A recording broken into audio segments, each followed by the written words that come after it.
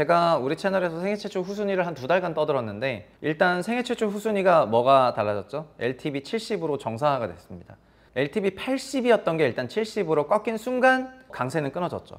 왜냐하면은 3억 있는 사람이 원래 10억짜리를 사야 되는데 15억을 질러서 사던 게 이제 막혔기 때문에 생초 후순위가 막히면서 이제 끊어졌습니다.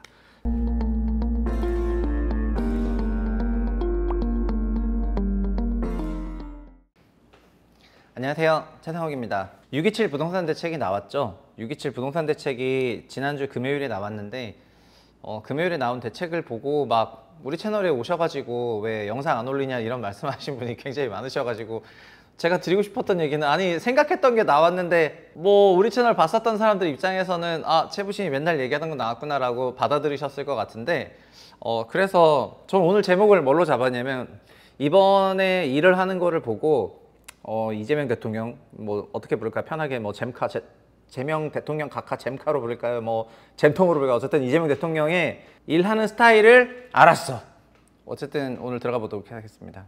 근본적으로 금융부처는 월 5조 원을 넘으면 부채 관리를 시작을 합니다. 그래서 늘 해오던 방식이죠. 24년 10월에 뭐 6.5조, 5조, 2조, 0.9조, 연초에는 좀 안 올랐다가 5월, 6월부터 5조가 넘기 시작을 했고, 그리고 그 5조 원이 넘더라도 주담대로 금액이 늘어나는 게 중요한데, 주담대 금액이 5.6조를 넘어섰기 때문에 5월 데이터가 언제 나와요? 6월 12일에 나오잖아요. 그래서 6월 12일에 이 데이터가 나오고, 그리고 지금 가계대출은 집행할 때 나오는 건데 연초에 계약을 해놓고 지금 실행을 안 한 대출도 많다 보니까 신청서를 보고 이후를 봤을 때 이거보다 훨씬 넘어설 것 같은 그런 분위기가 있었거든요. 그래서 금융대책이 나올 만한 상황이었습니다. 그런데 금융대책은 한 줄로 요약을 하면 결국 우리 시중은행의 총량 관리하라는 건데, 명목성장률 전망이 올해 연초 1월에는 몇 %였냐면 3.8%였거든요. 그런데 지금 물가가 1.8이고 실질은 0.8로 2.6으로 내려왔기 때문에 자연스럽게 대출에 대한 그런 증분도 적게 가져갈 수밖에 없습니다. 지금 무슨 얘기냐면 2,000조 원을 기준으로 3.8%면은 약 거의 4% 되니까 한 75조 늘어나는 거고, 75조 기준으로 보면은 월에 6조 정도는 늘어나야 되는데, 이게 2.6으로 줄어들게 된다면은 1년에 50조가 늘어나야 되는 거고, 50조는 월에 4조 늘어나야 된다는 거가 되거든요. 그래서 가계대출의 총량 관리가 종전보다 내려왔다는 건데, 어느 정도로 내려왔냐면은 이제 월 4조 원이라는 새로운 타겟이 만들어졌다라고 생각하시면 될 것 같고, 그럼 지금 6조 원 넘는 거는 너무 큰 거죠. 그리고 하반기만 놓고 보면은 당초 계획의 50%로 감축한다라고 보시면은 좋겠습니다. 그럼 당초 계획의 절반으로 감축하게 된다면은, 그럼 원래는 뭐 한 6조 받다가 이제 50% 감축하면 3조 되는 거잖아요. 지금 그런 방향으로까지 어느 정도 생각하고 있다고 한다고 보면은 상당한 수준의 가계대출 총량 관리이고, 정책대출도 연간 공급 대비 4분의 1, 25%를 감축한다는 내용이 핵심이 되겠습니다. 상세하게 들어가면은 내용들이 이미 3일 동안 다 알려졌기 때문에 제가 중요하게 생각하는 거랑 시장이 중요하게 생각하는 거랑 되게 다르더라고요. 일단 하나씩 봐볼게요. 2주택 이상자가 아니면 1주택자가 종전주택을 안 팔고 구입할 땐 LTV가 빵이라는 겁니다. 처분을 하게 되면 LTV가 70이기 때문에 1주택자가 자기 집 팔고 갈아타는 경우에는 대출 규제가 없는 거예요. 근데 한 채 더 살려고 할 때는 대출 규제가 존재하는 거죠. 그리고 두 번째는 수도권 소재 주택의 유주택인 경우에는 생활안정 자금을 받을 수가 있는데, 이거는 아주 중요한 것은 아니지만 2억까지 받을 수 있는 걸 1억까지 받았습니다. 이게 왜 조금 이 부분을 코어하게 보고 있냐면은, 부모가 유주택인 경우에 자녀가 집을 살 때 부모가 생활안정 자금 대출을 받아가지고 자녀에게 대출을 해주는, 패밀리 대출을 해주는 경우가 존재하거든요. 그래서 이런 거를 좀 방지하려고 했었던 것 같고요. 세 번째는, 이거는 중요한 부분입니다. 만기 40년이나 50년 만들면서 은행들이 좀 장난을 쳤었죠. DSR을 우회하기 위해서. 이거를 자율 관리를 하다 보니까 관리 안 하면 40년 가고, 또 2023년에 어떤 일까지 있었냐면 그때 만기 50년 대출이 나왔었지 않습니까? 만기 50년이라는 거는 한국에서 50년 근로가 불가능한데 50년 대출 해준다는 거는 그건 완전 기만이었는데, 그런 거가 용인되다가 23년 9월에 철퇴 한번 맞았다가 다시 또 40년 대출 만들고 뭐 이런 거였거든요. 그래서 이런 거를 30년 이내로 수도권 지역은 일단 묶어놨습니다. 비수도권은 그러면 40년도 만든다는 건데, 저는 개인적으로 애초에 40년 대출은 다 사라지는 게 맞는 것 같고요. 그냥 최대 30년이어야지가 맞습니다. 왜냐하면 30년씩 일하기도 어려워. 32부터 일을 하는데 62세 정년에 우리가 72세 정년 되면은 40년 대출 말하는 게 맞지만 그게 아닌 것 같고요. 이건 매우 잘한 거라고 생각을 해요. 그리고 이 부분이 뭐냐면은 소유권 이전 조건부 전세 대출, 이름이 좀 어려운데요. 그러니까 집을 산 사람이 전세를 받아가지고 잔금을 납부하는 경우를 말하는 거거든요. 그러니까 임대인이 전세 받는 게 아니라 임차인이 전세 받는 건데, 임차인 전세금으로 잔금을 치르는 경우인데 그 경우에 이제 막겠다는 거가 되겠습니다. 그래서 이렇게 하게 되면은 결국은 대출을 내가 이렇게 해야 되는 거죠. 그러니까 전세로 잔금 치르는 걸 막겠다는 거는 내가 그 집을 분양을 받았다면 대출을 이렇게 해야 되는 거고, 대출을 이렇게 해야 된다면은 가계대출 부담이 생기는 부분이 되는 것입니다. 이거는 24년 9월 대출 규제하고 되게 동일한 내용인데요. 24년 9월에도 이 똑같은 내용을 실행했던 적이 있습니다. 그리고 신용대출을 연소득 1배 이내로 제한한 것도 은행 공통으로 차주별 연소득 이내로 일단 제한을 했습니다. 보통 연소득 1배에서 2배였거든요. 이것도 잘한 거라고 생각을 합니다. 저도 연소득 2010년대 중반에 1. 얼마 받을 때 그 2배인 이제 2억을 신용대출을 받았었던 적이 있었는데, 지금 이제 이런 것들이 막힌 거, 이것도 벌써 10년 전 얘기입니다. 그리고 사람들이 제일 막 세다고 얘기했던 게 이런 건데, 소위 6억 대출 상한제잖아요. 6억 대출 상한제, 주택구입 주단대를 6억으로 상한한다. 근데 중도금 대출은 6억 한도에서 일단 제외가 됩니다. 그래서 20억짜리 서울의 초고가 분양을 받으신 분이 14억 중도금 대출이 가능하죠. 중도금 대출은 DSR도 들어가지 않기 때문에 분양과 관련해 가지고는 대출 규제가 있지 않고, 종전주택을 소위 20억짜리 집을 사는데 그냥 자기 돈 8억 넣고 대출 12억 받고 이런 고대출이 안 되게 되어 있습니다. 그래서 이런 얘기를 하니까 뭐 사다리가 끊겼다고 하는데, 통상 12억 넘는 주택이 서울에는 평균적인 주택이지만 아파트 기준으로 보면은, 아파트 전체 기준으로 보면은 그게 거의 5분위 주택에 해당할 정도로 높은 가격을 갖고 있다 보니까, 그런 맥락에서 이거는 서울 고가 지역의 대출 유동성을 막는 형태의 정책이 되는 거죠. 근데 이런 고가 주택은 지방에는 없어요. 그러니까 소위 매매가 12억이 넘는 그런 주택들이 지방에는 일반적이지는 않습니다. 뭐 대전의 둔산동에 있는 막 그런 아파트들이 일부 넘거나 하지만은 전체 주택의 진짜 10%도 안 되고, 서울은 절반 넘는 집이 이 정도에 해당이 되는데 서울을 좀 타격을 했다라고 보시면 되겠습니다. 그러나 일반 부동산 시장과는 별 문제가 없어요. 그리고 수도권과 규제 지역은 6억으로 묶지만은 비규제 지역은 또 그런 대상도 없고 중도금도 대상 없기 때문에 저는 이게 크리티컬하다고 생각하지는 않습니다. 뭐가 크리티컬하냐면은 제가 맨날 얘기했던 생애 최초 후순위, 이게 끝났다는 게 제일 크리티컬합니다. 근데 생초 후순위가 끝났다는 거를 주목하는 언론이라든가 시장 분위기가 없더라고요. 제가 우리 채널에서 생애 최초 후순위를 한 2달간 떠들었는데, 일단 생애 최초 후순위가 뭐가 달라졌죠? LTV 70으로 정상화가 됐습니다. LTV 80이었던 게 일단 70으로 꺾인 순간 강세는 끊어졌죠. 왜냐하면은 3억 있는 사람이 원래 10억짜리를 사야 되는데 15억을 질러서 사던 게 이제 막혔기 때문에 생초 후순위가 막히면서 이제 끊어졌습니다.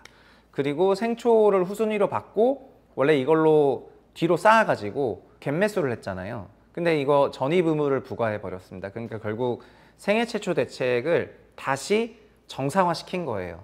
원래 생애 최초 대출로 후순위도 받고 갭매수도 하고 상생임대인 등록하고 했던 요 패키지가 이제 막힌 거죠. 수도권과 규제 지역에서는 이제 전입 의무가 생겼습니다. 그러면은 비규제 지역으로 가서, 수도권 아닌 지역으로 가가지고 지방광역시 지역의 고가주택을 생초 후순위로 사고 상세임대인 등록하고 할 수 있죠. 할 수 있습니다.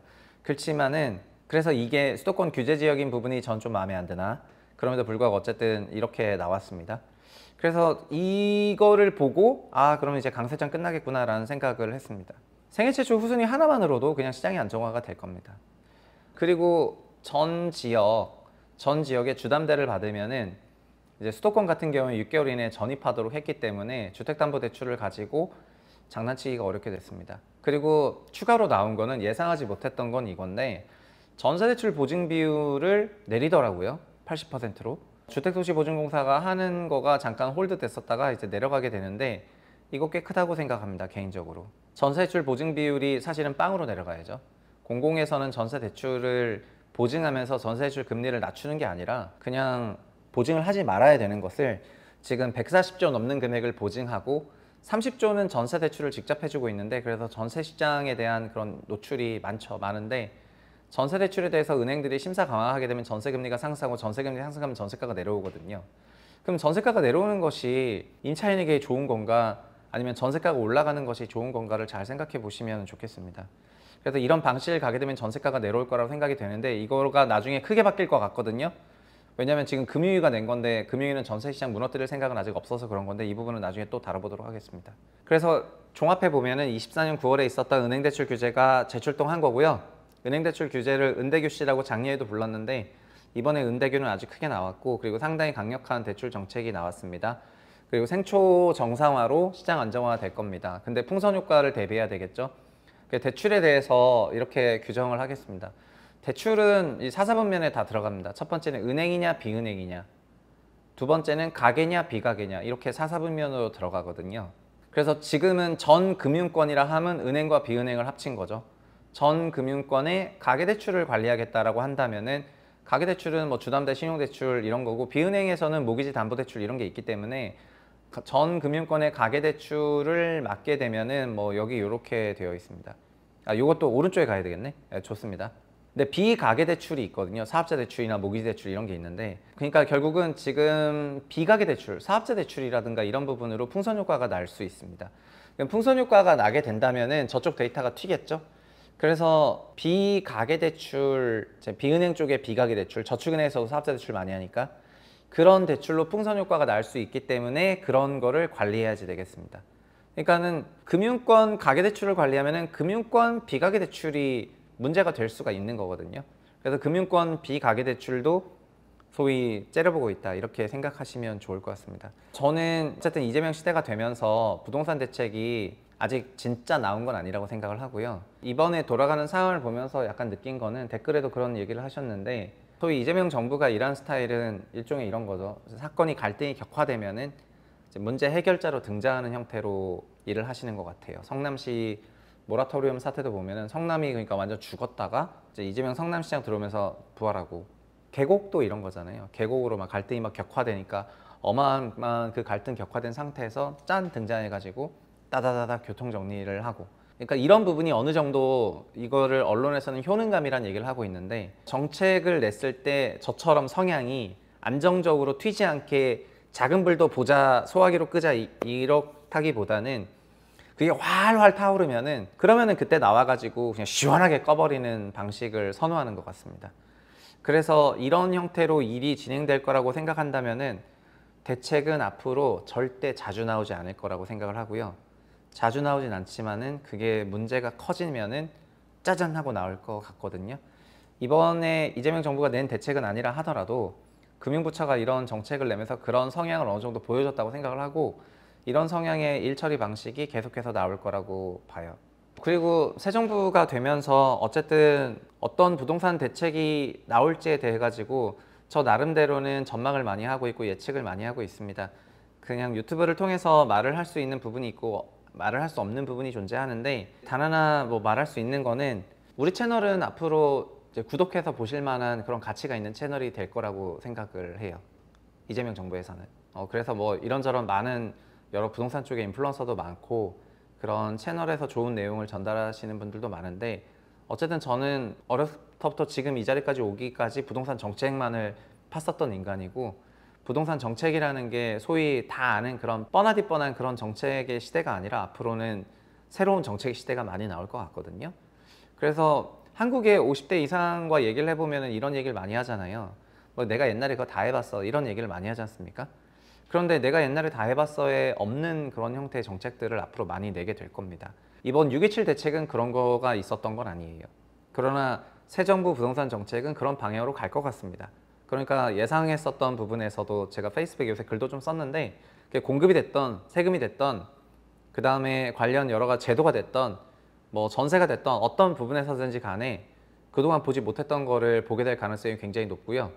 그동안 보지 못했던 거를 보게 된다면은 평소 제가 우리 채널에서 했었던 얘기들이 현실화될 가능성이 높다는 생각이 많이 들어서 그래서 구독할 맛이 나는 그런 채널이라는 생각이 듭니다.